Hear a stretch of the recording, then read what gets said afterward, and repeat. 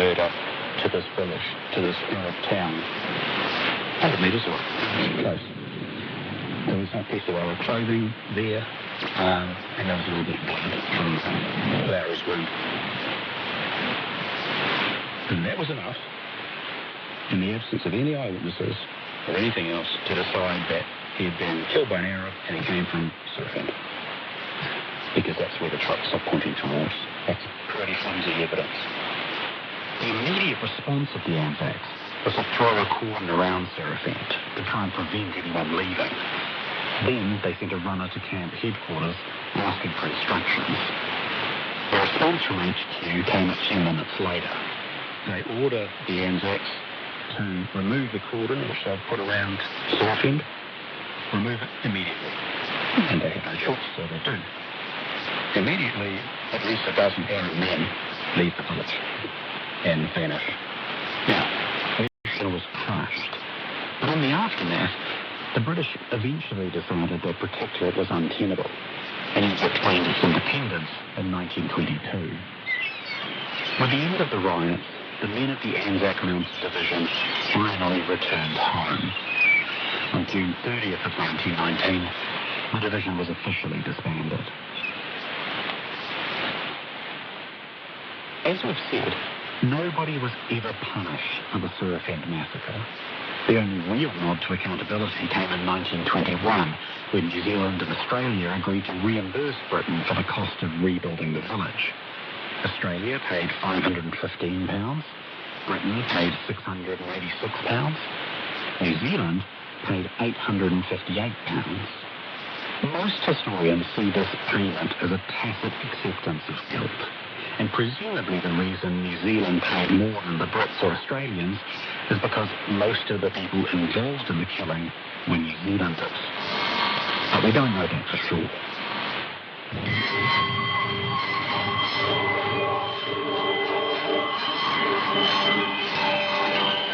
We don't know a lot of things about Surfend. How many people were killed? How many troops took part? Which units were involved?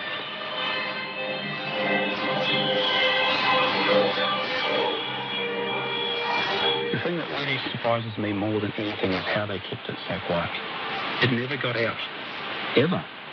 You know, I would imagine that everybody in the division, within a fairly short time, knew something about what had happened. But not one of them ever gave evidence at a court of inquiry sufficient to put the finger on someone for taking part. Not one.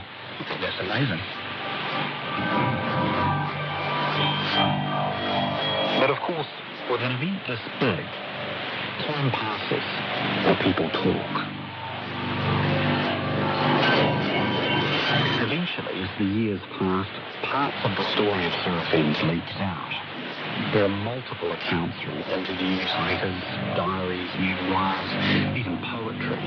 They give the headman one more chance of jobs that needed to be done, to put a cordon around that's strong enough to stop anybody from getting out.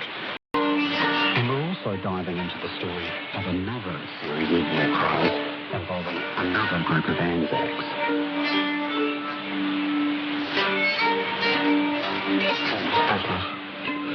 In one case, a elderly woman was shot by a New Zealand soldier in this way.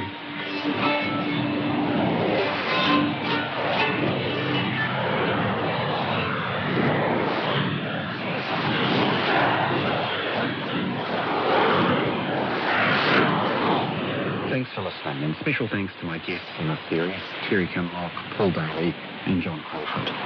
Terry's book is Devils on Horses, Paul's book is Beersheba, and both contain a lot more information about the Anzac Mounted Division in the Middle East. Follow and listen to Black Sheep on Apple Podcasts, Spotify, or any podcasting app so you don't miss an episode. And you can always see or read more about this story on our webpage, rnz.co.nz/blacksheep. Mā And the next episode coming up next week, RNZ's Black Sheep podcast, presented by William Ray and engineered by William Saunders. The executive producer was Tim Watkins. This is RNZ National, so coming up to 24 minutes to 8.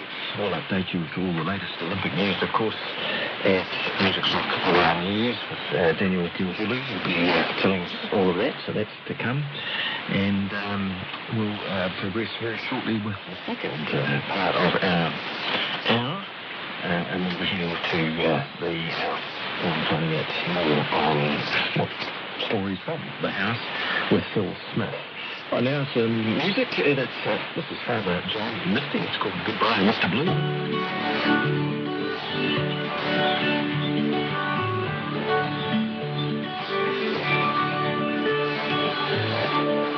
This may be life.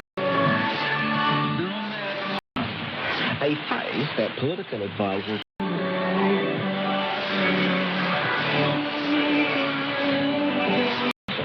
International.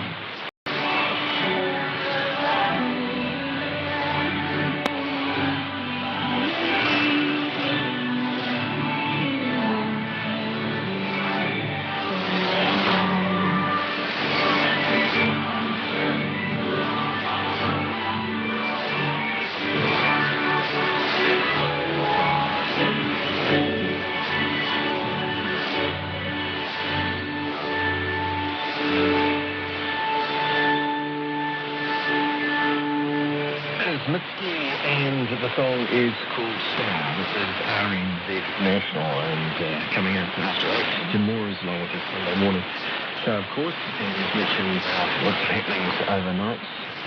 Sad news for Tom Walsh, injured, obviously suffering a bit of an injury before the event, which would have helped. Also, there's some rain on that event, which made things slippery. It was quite treacherous for some of the competitors. But another goal to Ryan Krause, the American. We'll have more details coming out with Ben Gilville after the news at 8 o'clock.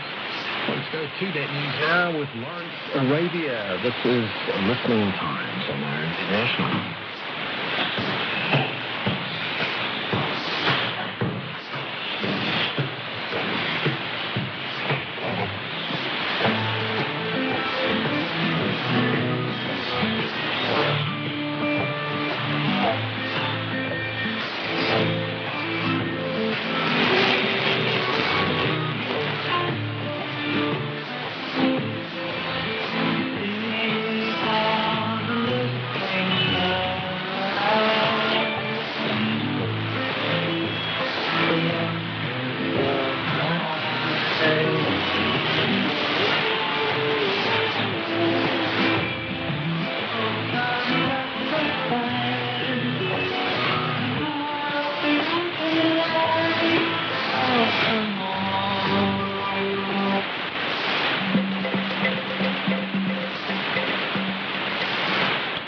Tuned to Radio New Zealand.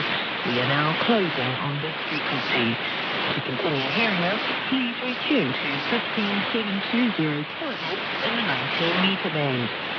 Once again, retune now to 15720 kHz in the 19 meter band. This is New Zealand.